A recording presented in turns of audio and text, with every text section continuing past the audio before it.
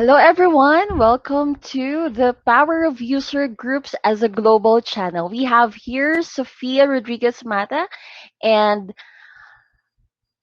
with Jessica Galiana. They will talk about the Trailblazer Community Groups, and each year, hundreds of their community groups come together for extended learning gatherings after their marquee corporate events. So this amplifies their key announcements and extends the learning and fun from their events around the world. So join Sophia and Jessica for a case study on how they build and manage these massive community-led surges and get insight into the how-to and the bottom line business benefits. So welcome to the stage, Sophia. Hello, and thank you. It looks like Jessica's having a hard time joining. Can we help her out? And while we're working through that, everyone, we are going to have an icebreaker. So I'm going to drop in the chat a URL where you can get your favorite emoji. Hi, everyone. And thanks, Soph. Of course. All right. So excited. And Jess, are we ready to go? You see my screen? It's loading. Yep, we're good. Okay, perfect. Well, welcome everyone. Thank you so much for joining us today. We're excited to share with you the power of user groups as a global channel.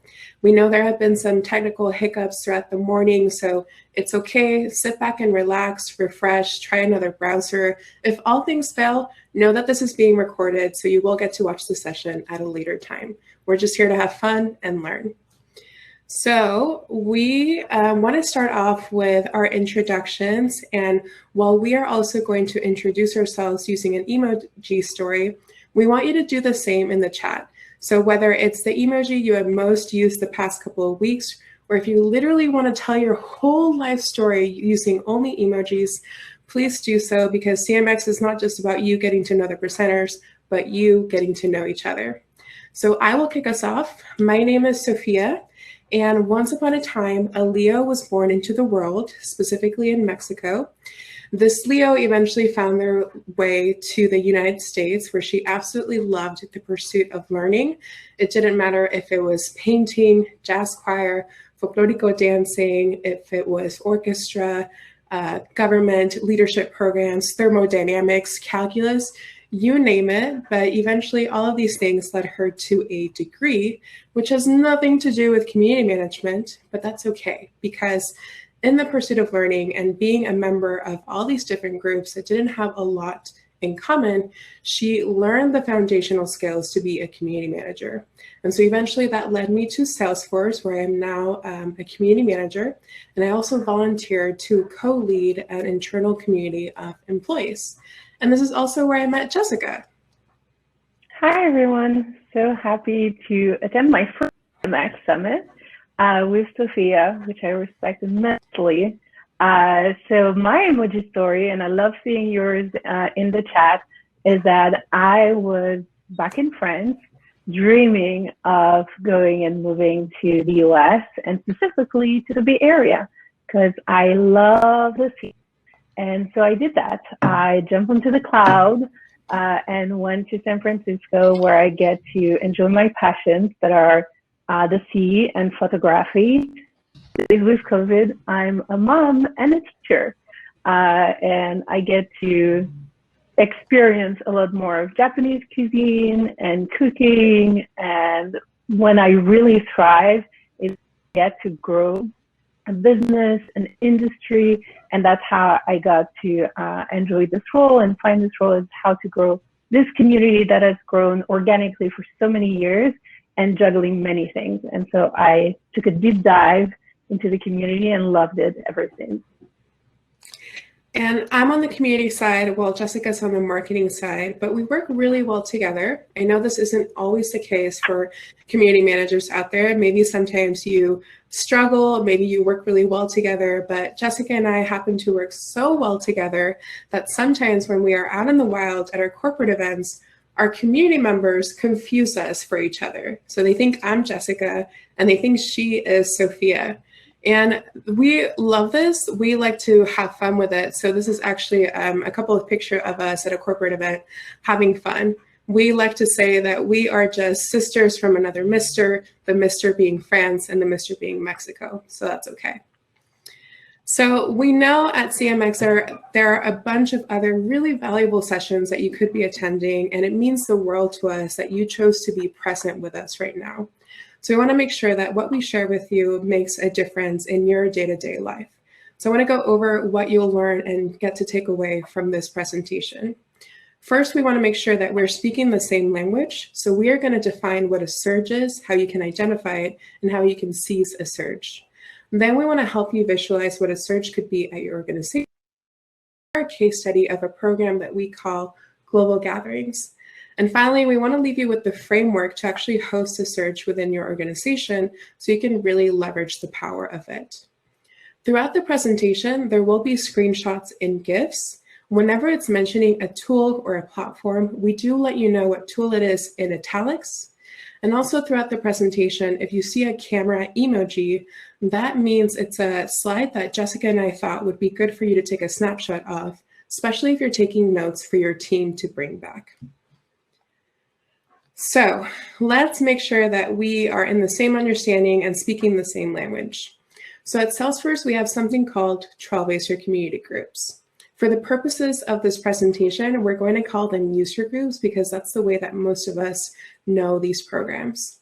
So at Salesforce, our user groups are split into 3 different buckets. They are job role, industry, and affinity. Under job role, you might find something like Salesforce admins or Salesforce developers. Under industry, it might be financial services or manufacturing. And under affinity, it might be women in tech groups. We have representation in over 85 countries. We have over 1,300 user groups, and we have over 1,900 leaders.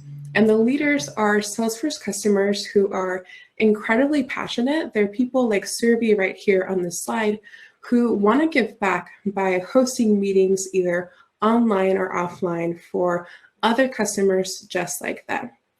And so the reason why I want to share these numbers with you is not to compare. We're not going to play a comparison game. It's not about like whose is bigger, none of that. So get that out of your mind.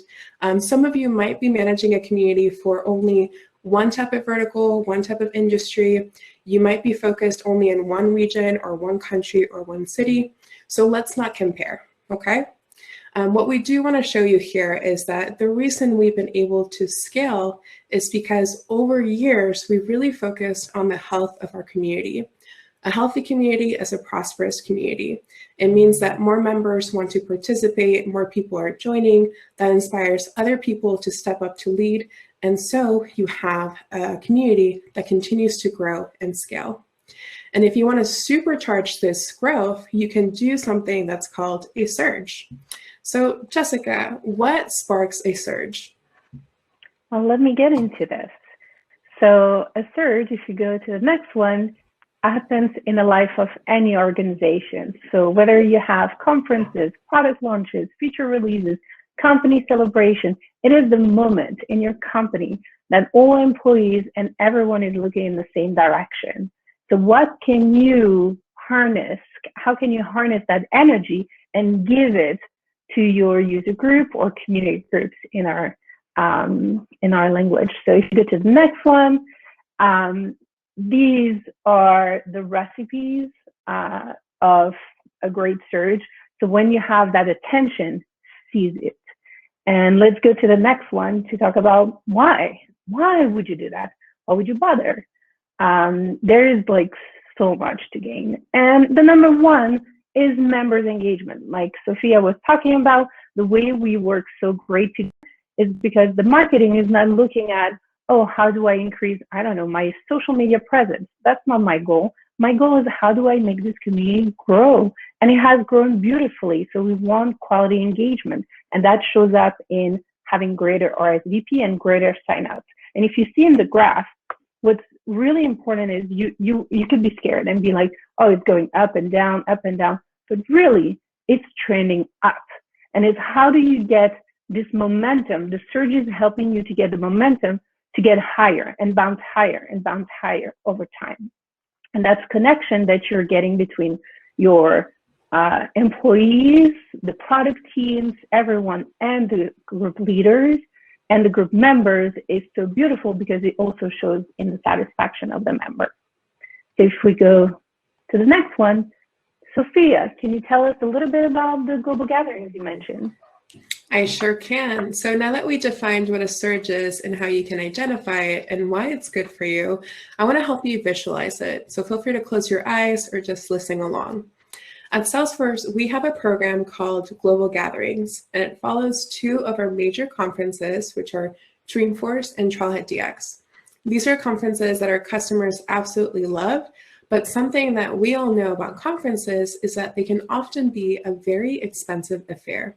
They have to purchase the ticket, their flight, their lodging, food. They have to take time off work. And so all in all, it's something where price-wise, it's not accessible to everyone.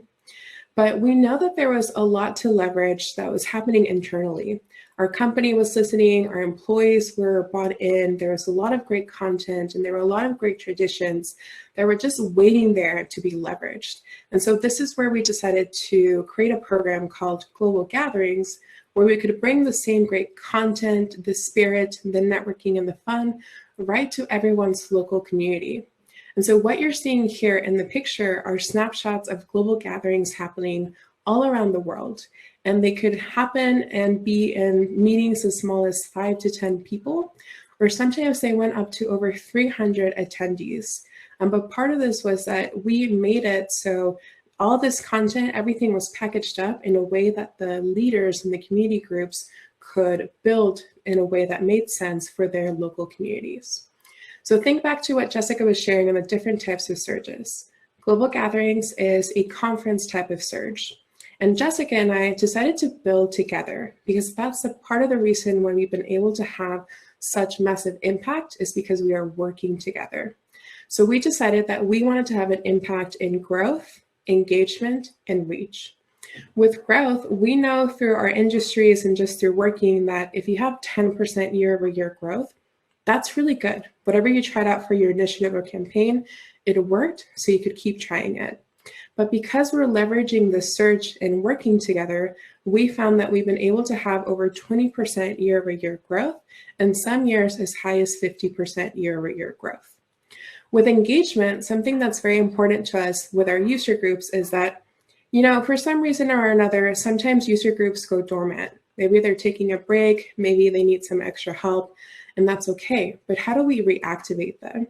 So we found that through Global Gatherings, because it offers this perfect event-in-a-box kit, about a third of the groups who are participating are actually groups that were able to re-engage. So they previously weren't active, and we just got them to be active again. With reach, we also find that during this time, Global Gatherings time, surge time, our social media is, all of our social media metrics are 10 times larger than they would be at any given time during the year. So overall, you see that when you host a surge, every single impact that you want to have is going to exponentially increase. Now you're probably wondering, how do you do that? So here's the framework, and here's the picture. So we've built also this framework, thinking about thank you earlier. How do you build to scale and support? How do you give yourself a relief? Because we know you don't always have a team. Like, we're so lucky to have each other. How do you do that it's easier for yourself? How do you provide the best content? Because we know this is the key milestone to having great engagement on site, is to have a good meeting. And last but not least, the marketing. How do you engage the full brand power? Whatever your brand is, you can really rally around those surges. So moving on to the next one, let's focus on the first pillar, build to scale and support. So we're gonna walk you through all those 4 things. So let's go to the next one. The first step is this event platform. So we've been lucky to work on an event platform that allows us to do 2 things. Multiple things, but the biggest Number one is transparency. We have, from a registration to satisfaction, full visibility of how the user groups are engaging on that event type. And so by creating an event type, not only do we have the transparency, but we also help them leverage all the marketing look and feel to feel cohesive with our brand. Last but not least, who doesn't love analytics and ROI, or the stats that we've been able to share? It's also because of that transparency that we get through the platform. If we go to the next one, the second big pillar that we want to highlight is our partnership works so well because I really care for that community to have all the assets they need to promote it in their events. And that went through a brand asset kit. It took me about 8 months, I think, to get it. So it's not an easy feat to have the breadth of marketing assets that you might want for your user groups, but really it pays off. It's how we can have promotional kits. You can see here in the image that just went away from me, but maybe not for you. The congrats is a certification voucher. It aligns to our messaging pillars and the values that we have of learn, connect, have fun, and give back. And this is part of like our fun element and also give back. We give vouchers for certification for people who attend the meeting. How can they customize it? And the customization aspect is so important for your user group. They don't want to look like the mothership, as they call it at Salesforce. They want to be like a little bit different. And it's back for me on the slide, by the way. They want to be able to customize it, have their pictures, photos, have different text. And so that's what we brought with this kit.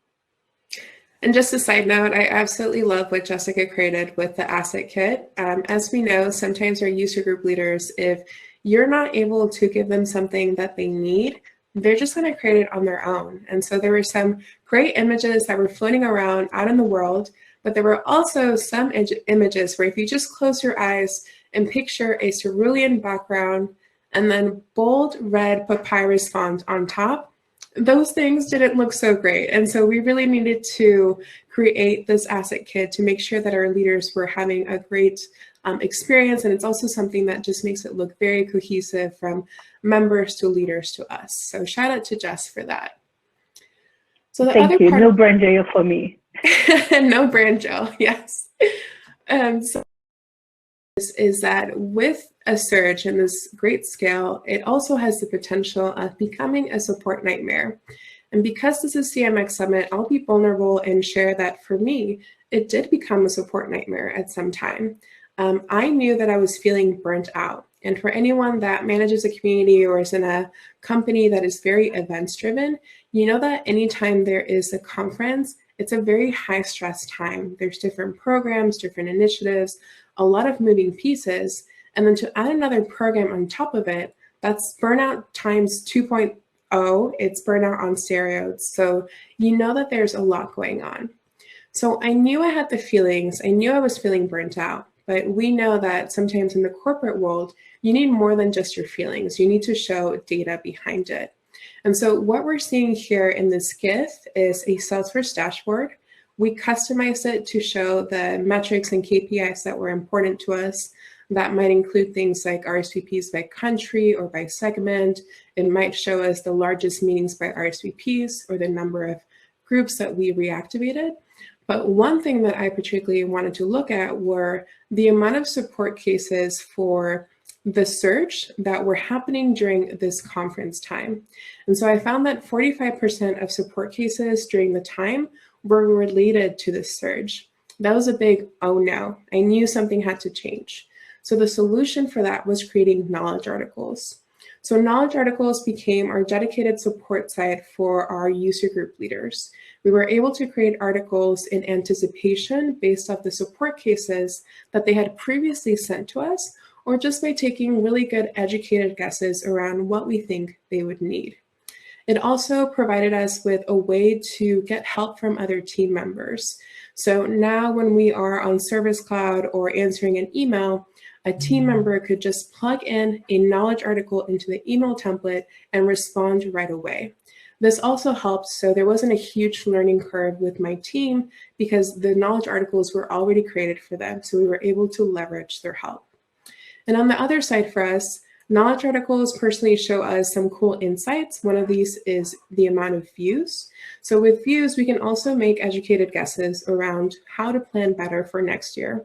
So let's say that the brand asset kit that we mentioned is in one of these knowledge articles, and we see that it has a lot of views, then we can probably safely assume that this knowledge article is something that the leaders are using and liking, so we can hope to deliver more of that next year for them.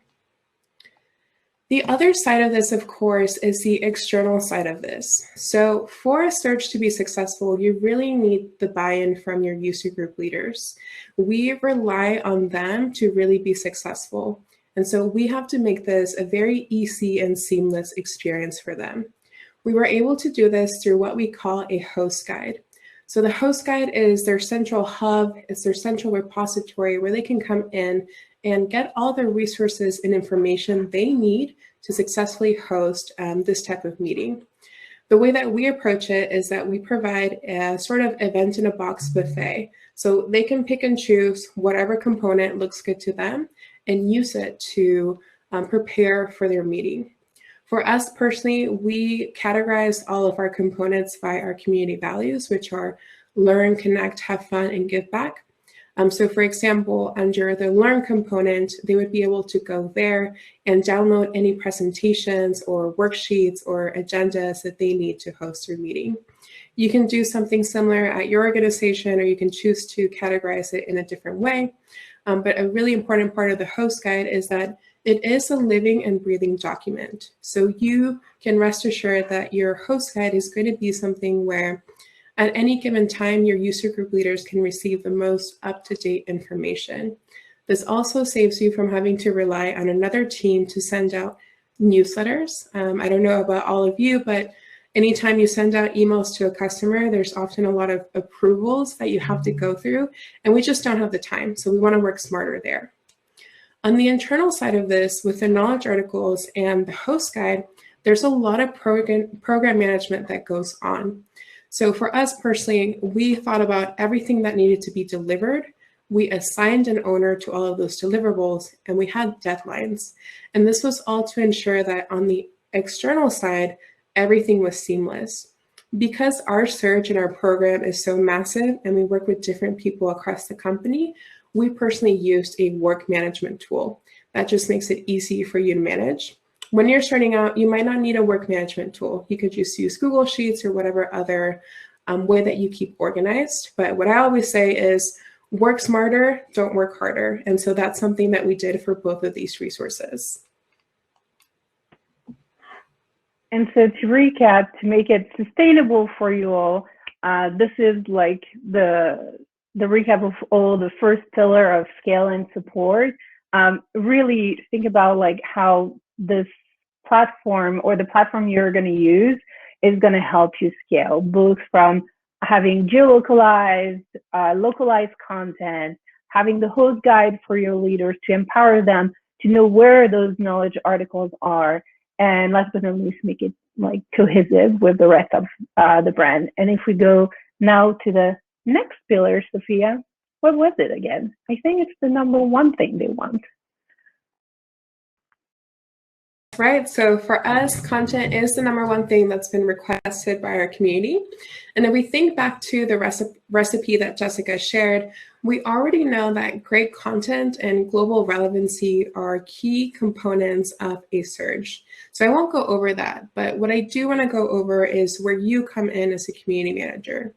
We already talked that there are a lot of experts internally at your organization that are creating great content, that are paying attention, and that are committed.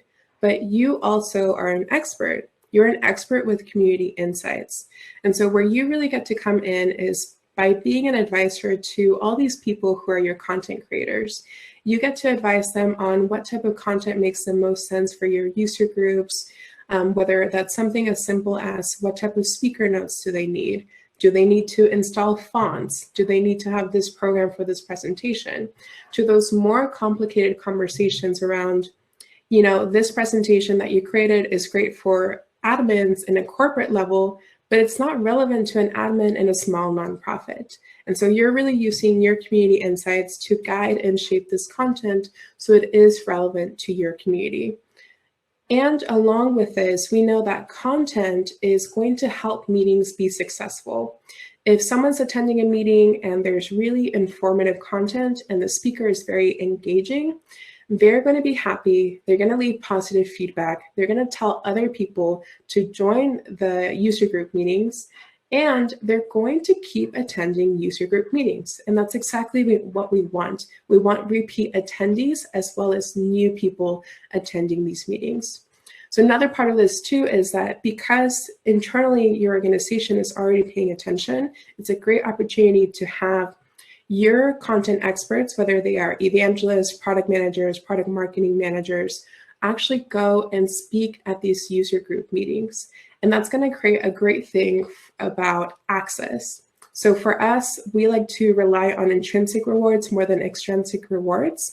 And so providing access to experts at your company for your user groups is huge. On the end of the internal side, go ahead. And Sophia, let me transition because I'm seeing the time. I want to make sure that we have enough to talk about the elephant in the room. I mean, we all live now in an online world. And so you were mentioning, Sophia, how experts are so important. That is really true. And so of the new world we live in, you can expand the level of speakers that can go to those community groups that can fly from everywhere.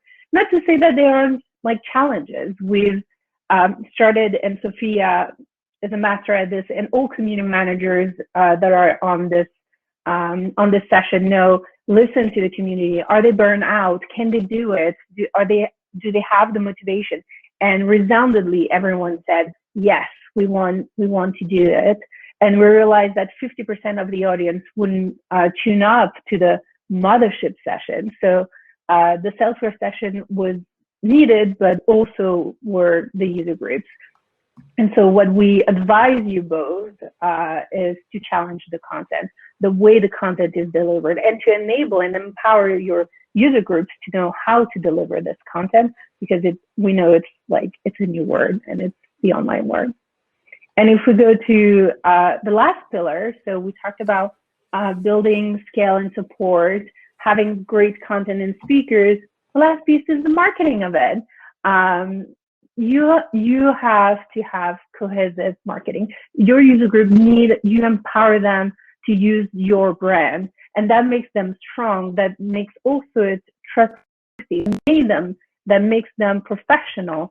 And how do you leverage all the channels that you have? At Salesforce, we're very lucky to have enough channels, but it goes from the login page when you tune in onto our platform to our internal platform where everyone tunes into what we call Aloha, where they can use all the apps at Salesforce.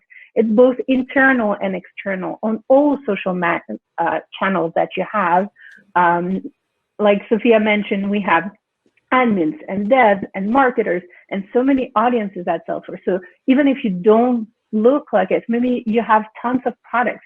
How can this surge be a rallying shout into the market that your user groups are active, they exist, and the community is a beautiful thing where you can learn, connect, have fun, and give back. Take us home, Soph. Take us home. Great, so we're gonna wrap this all up for you. So we showed you how you can seize a surge. It's a time when your whole company is excited and you can really bring both of your worlds together, community and company. We showed you how important it is to build together with all of your partners so you can align on goals and have a greater impact.